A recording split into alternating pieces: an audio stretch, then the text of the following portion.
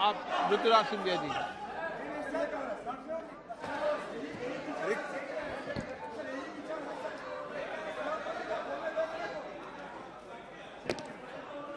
अध्यक्ष महोदय,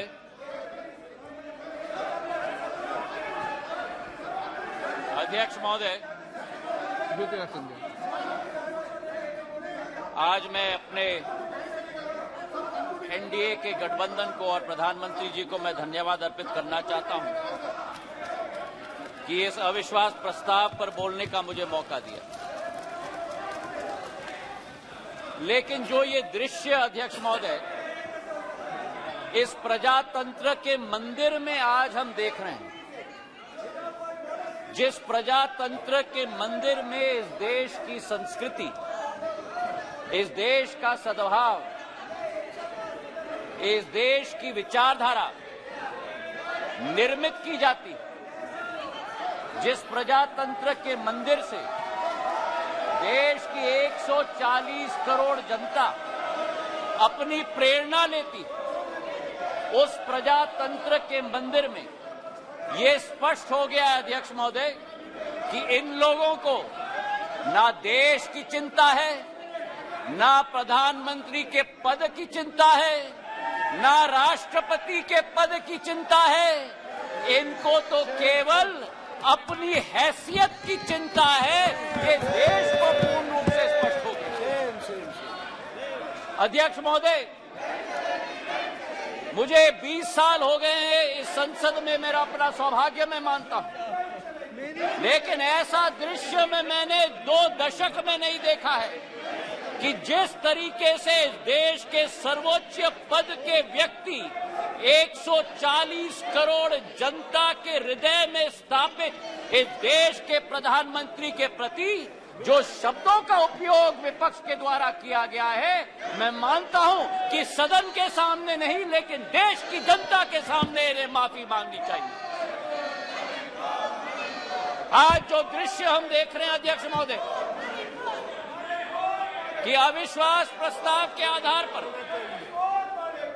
अध्यक्ष महोदय मैं आपका संरक्षण चाहूंगा।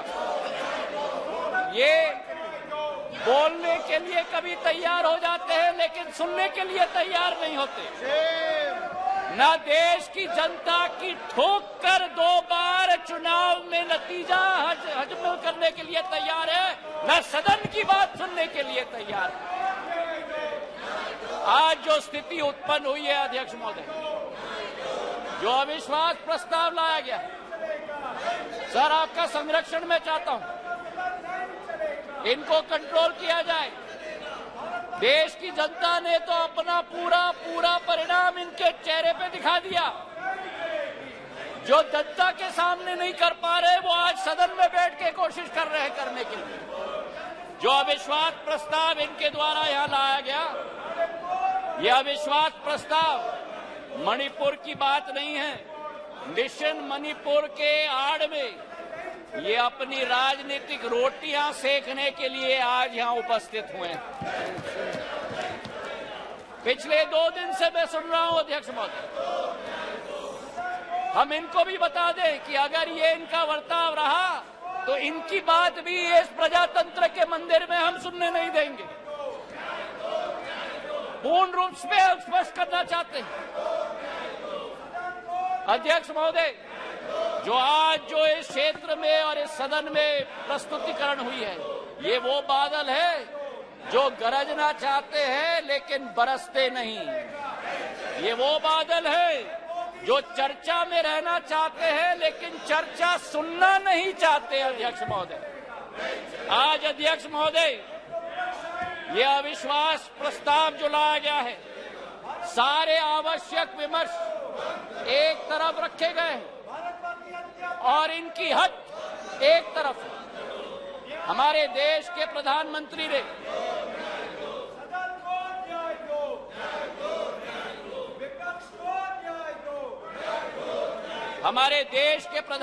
ने सभापति महोदय सदन के बाहर मणिपुर पर संवेदनशीलता के साथ बयान दिया, लेकिन इनका हट है कि बयान सदन के अंदर दें।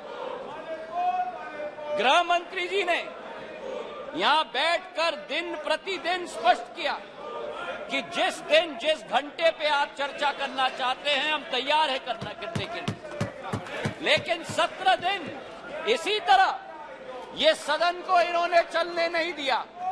17 दिन मजबूर करके स्थगित किया। और आज अध्यक्ष सभापति महोदय, मैं स्पष्ट करना चाहता हूं कि जो ये लोग मौन व्रत की बात करते हैं, मैं इनसे पूछना चाहता हूं 1993 में जब मणिपुर की जातीय हिंसा में 750 लोगों की जान गई थी, तब तत्कालीन प्रधानमंत्री नरसिम्हा राव जी ने सदन के अंदर मौन व्रत क्यों धारण किया था? इसका जवाब ये दें। और केवल सन 1993 में नहीं, लेकिन 2011 में जब मणिपुर में 123 दिन ब्लॉकेड चला, जातीय हिंसा चली, तब उस समय में भी तत्कालीन प्रधानमंत्री मनमोहन सिंह जी ने सदन के अंदर मौन व्रत क्यों धारण किया था? इसका उत्तर भी ये लोग दें। तो सभापति महोदय, मैं आपसे पूछना चाहता हूं कि ये अगर दोगली राजनीति नहीं है, ये अगर पॉलिटिक्स ऑफ कन्वीनियंस नहीं है, तो क्या है? मैं पूछना चाहता हूं। आज सभापति महोदय, लोकतांत्रिक व्यवस्था पर मैं इनको भाषण नहीं दूंगा, लेकिन जो इनकी अवसरवादी सोच है उसका पर्दाफाश पूरे देश के जनता के समक्ष में रखना चाहता हूं। ये जो समूह है I.N.T.I.A. इस समूह में एक प्रोफेसर हैं जो मोरालिटी की बात करते हैं, सिद्धांतों की बात करते हैं, मूल्यों की बात करते हैं, लेकिन प्रतिनिधित्व वो एक ऐसे दल के करते हैं जिन्होंने भ्रष्टाचार की नई कीर्तिमान स्थापित की। इस I.N.D.I.A. समूह में एक ऐसी समूह की नेत्री है जिस समूह की नेत्री सोचती है कि कश्मीर को भारत के साथ जोड़ना सबसे बड़ी भूल है। ये इनका असली चरित्र है। मुझे लगता है आप बहाना ढूंढ रहे हैं बाहर जाने का। ये उचित नहीं है, ये उचित नहीं है। कार्यकर्ता ने आपने अविश्वास प्रस्ताव लाया, उसका उत्तर सुनिए आप।